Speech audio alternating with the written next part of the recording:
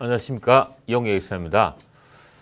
자, 이번 강좌부터는 이제 과세소득금의 계산 구조는 끝났고요. 이제 산출세 계산 구조에 정리하시고 그다음에 세액 계산 구조, 공제감면세액으로 가도록 하겠습니다. 일반 과세 표준에 대한 산출세액은 과표 크기에 따라서 10%, 20%, 22%, 25%의 4단계 누진세를 적용하면 되고요. 별도로 미환류 소득에 대한 법인세가 이렇게 좀 까다롭습니다. 물론 이 미환류 소득에 대한 법인세는 과거에 법인세법에 있는 내용을 조세특례제한법으로 그 내용이 법이 이전되면서 명칭은 투자 상생협력 촉진에 대한 과세특례라는 명칭으로 내용은 그 미환류 소득에 대한 법인세입니다. 조세특례제한법 100조에 32에 옮겨갔어요. 그래서 과거에 있는 법인세법상의 미완료 소득과 대동소이한데 계산 방식이 조금 달라진 거죠. 그래서 자 보시면 적용 대상이 양식법입니다. 자기자본이 500억 초과 법인인데 중소기업은 제외되고요.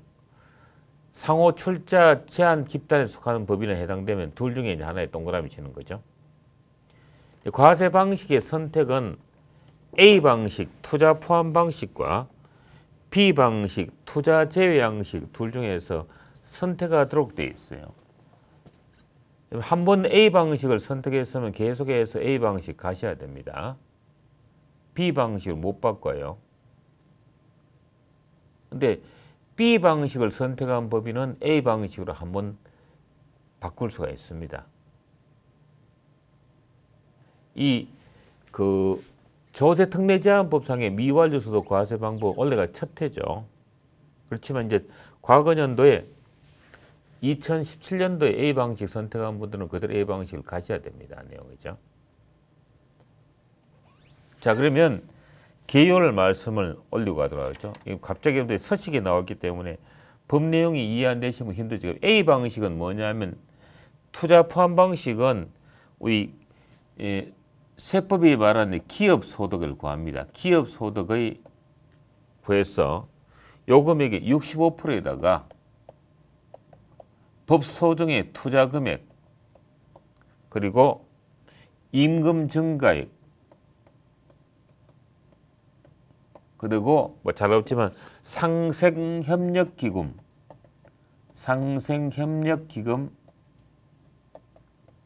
출연액을 빼서 계산하는 방식이 A 방식이에요. 투자제의 B 방식은 뭐냐면 기업 소득을 구하는데 이 기업 소득은 위에 거하고 조금 다릅니다. 감가상각비가 감안한데 다시라 부를게. 요거의 15%에다가 투자제의 방식이니까 투자는 없는 거고요.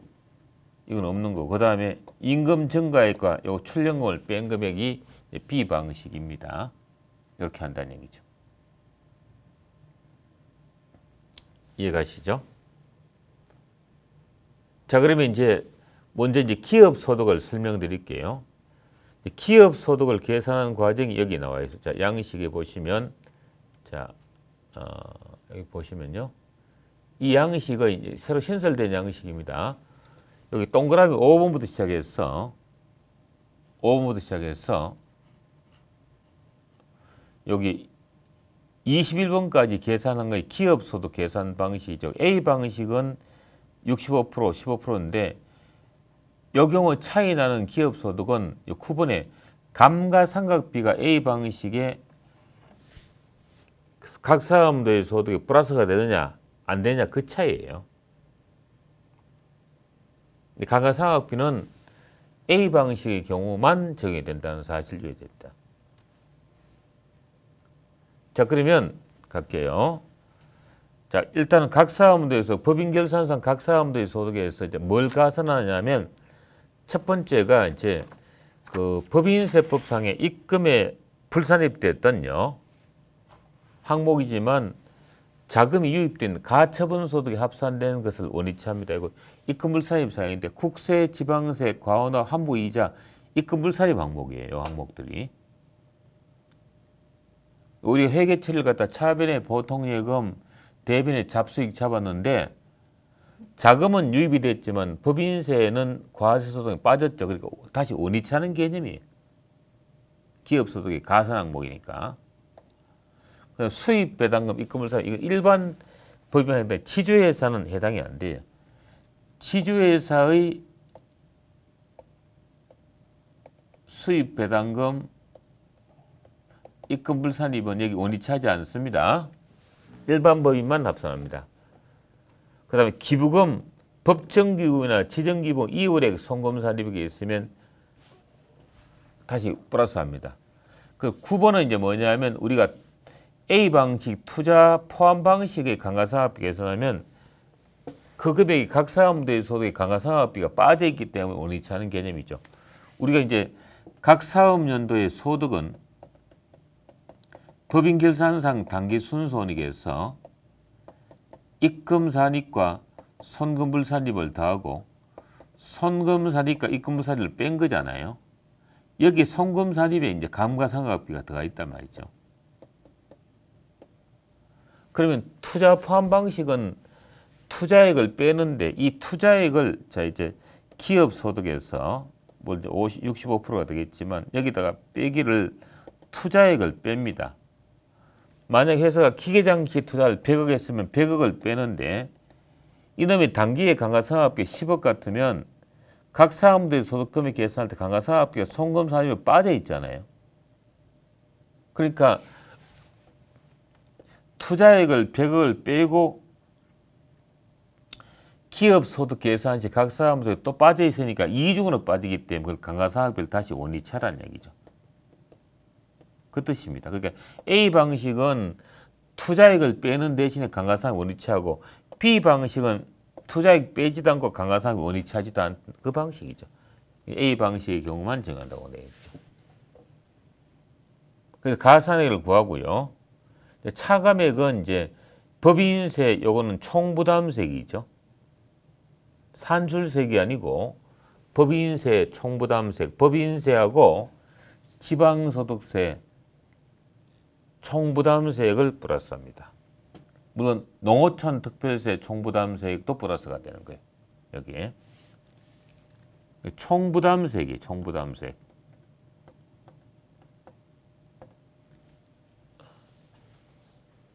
그래서 여기 이제 법인세 신고 1호 양식의 그 36번인가요? 거기 들어가고 그 다음에 지방소득세 신고서 사항에 뭐 34번인가요? 거기 플러스가 되고 그 다음에 농특세 신고서 2호 양식의 10번에 금액이 원위치되는 플러스 되는 그 개념이죠. 혹시나 이제 외국 납부세액 공제가 있으면 그 금액을 이제 빼는 개념이 들어갑니다. 법인세 등이 제일 까다로워요. 그 다음 상법상의 이익준비금 적립. 요건 적립은 요런 거 언제 적립하죠? 요놈은 2018 사업연도에 대해서 2019년 3월달 추총시에 적립한 금액을 여기서 이제 합니다. 유의하세요. 2018년도 3월달 주총시 금액을 빼는 것이 아니고 2019년 3월달 주총시 금액을 빼는 거예요. 그 다음에 의무적립금, 그래서 잘 읽을까 모르겠네요. 이익준비금 말고는 뭐 별로 없을 것 같은데 2월 결손금을 이제 공제한 금액이 있으면 차감합니다. 법인 과표시 빠져 있으면. 그 다음에 피합병 분할법인의 경우에 비적격 합병일 경우에 의제배당 소득이 있으면 여기서 이제 차감을 하고요. 기부금 한도 초과가 있으면 이제 차감하고 17번은 비적격 합병, 비적격 분할의 경우에 양도 차익이죠. 이걸 갖다가 차감합니다. 그 다음 유동화 전문회사에 그 소득공제 받은 경우에 배당 금액은 이중으로 또 빠진 것을 방지하기 위해서 빼는 거죠. 그 다음에 19번의 연구인력 개발 준비금은 5년간의 목적 사용하고 그 금액이 이제 입금 사립한 금액은 각 사업부의 소득이 이미 과세에 들어가 있지만 돈 내는 거 아니기 때문에 준비금 입금 사립을 빼는 개념이죠. 그 다음에 20번은 뭐냐면 외국법인이 발행한 주식 외의 다른 주식을 보유하지 않는 등 일정 요건을 충족하는 내국법인의 경우에 외국법인으로 받는 배당소득이 있으면 이 금액을 빼는 개념이죠. 이건 뭐 대부분 예산은 주로 해당되는 게 법인세하고 이익준비금에 해당되는 것이고요. 뭐 나머지 부분은 별로 없을 거예요. 합친 금액이 21번이죠. 그래서 5번의 각 사업자의 소득에서 요거에서 요걸 더하고 요걸 뺀 건데 A 방식은 더할 때 강화사업비 금액은 더하지 않습니다. 빼고 계산하고 B 방식일 때는 강화사업비 A 방식 더하고 B 방식은 더하지 않는다니 제가 좀 말 잘못했네요 금방. 그래서 5번에서 10번을 더하고 21번을 뺀 것이 기업소득이에요. 요거에 65% 또는 15%가 뭐라는 얘기죠? 이게 바로 이제 그 기업소득의 65%죠. 그 다음에 투자금액은 유형자산 투자금액 기계장치 취득한 거에다가 혹시나 자본적 지출액이 있으면 다 금액을 다 뺍니다. 그 다음에 업무용 건축물의 건축비를 빼요. 요 금액은 과거에는 토지 취득부도 들어갔는데 토지 취득 금액은 들어가지 않습니다. 기계장치에는 기계장치뿐만 아니라 뭐 차량 운반고 공기비품 이런 내용을 다 차감을 합니다. 그 업무용 건축물의 건축비를 갖다가 빼는 거죠. 건축비 뺍니다. 벤처기업에 대한 신규 출자 금액이 있으면 이거 빼고요. 그 다음에 무형자산 금액이 있으면 무형자산 취득을 뺍니다. 여기 합계가 28번 금액이 되겠죠. 됐나요? 사업용 자산의 경우는 기계장치, 공기비품, 차량 운반구, 선박 항공기 그 밖의 자산뿐만 아니라 신축, 정축하는 업무용 건축물을 다 빼는 거죠. 됐죠? 무형자산은 뭐 우리가 알고 있는 디자인권, 실용시장권, 상표권 이런 거 다 빼는 거죠. 자, 그 다음에 밑으로 내려가겠습니다. 임금 증가액이 여기서 상당히 이제 까다로운데요. 상시 근로자에 대한 임금 증가액에 대해서 우리 공제해주고 동시에 청년 정규직 임금 증가액에 대해서는 추가로 더 해주는 방식이죠. 그 상시 근로자 임금 증가액을 구하기 위해서는 해당 연도의 상시 근로자 수, 이건 기말이 아니고 12분의 1월 말 현재 상시 근로자 수, 2월 말 현재 상시 근로자 수 이렇게 12월 말까지 구한 거예요.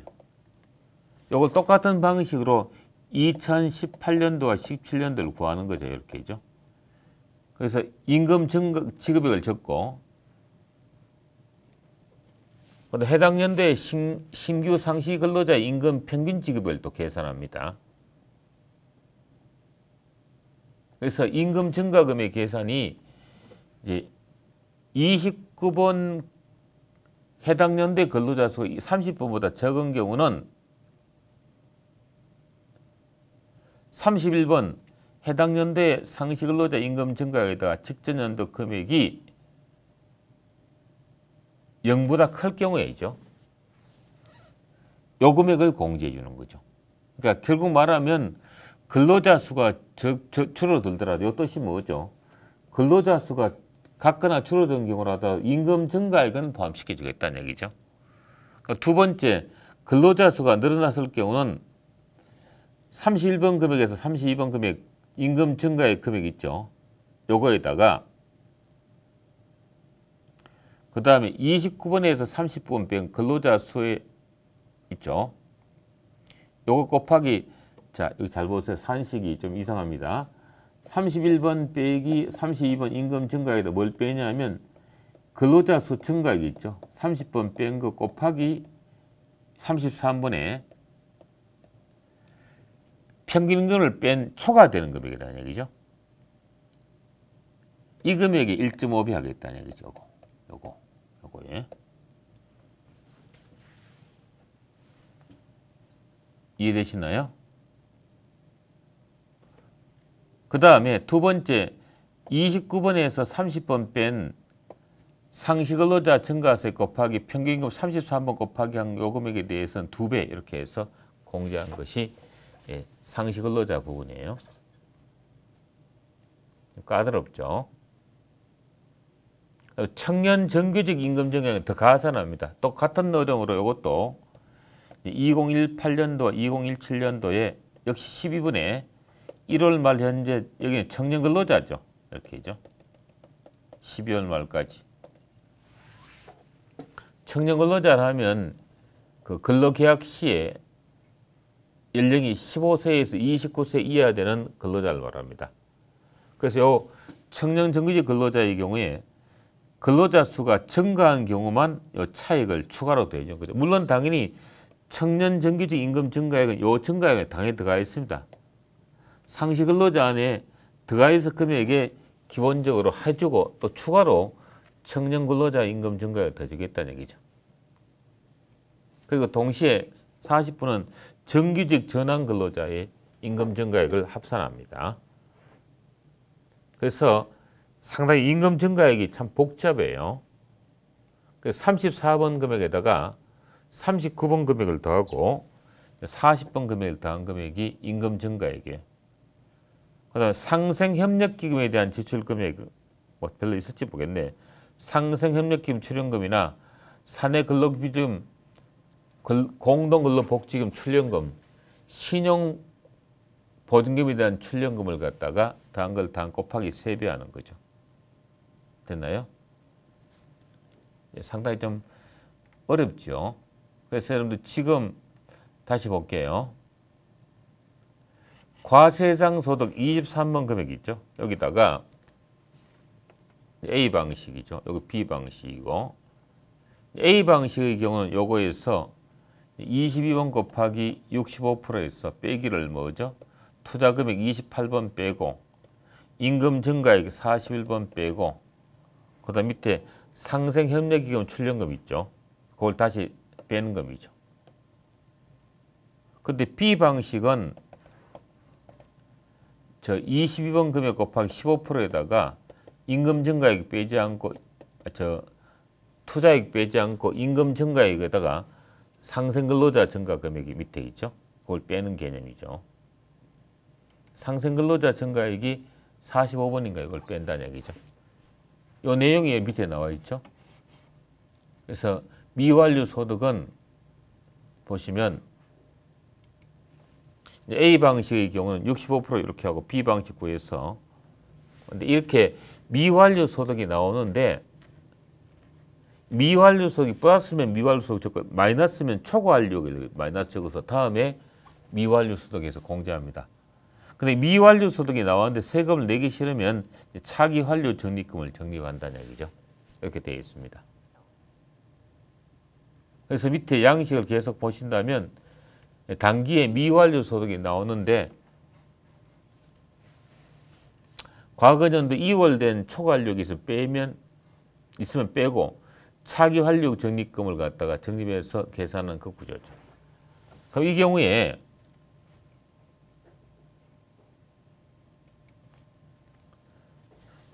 차기 완료 적립금을 단기에 적립하면 요놈은 다음에 2월에서 법인세 낼 때 플러스가 되는 거죠. 여기서는 마이너스 되지만 초과 완료가 발생해도 2월 된 초과 완료 다음에 여기 연결해서 다음에 미완료 소득에 차감하는 그런 계산 구조입니다.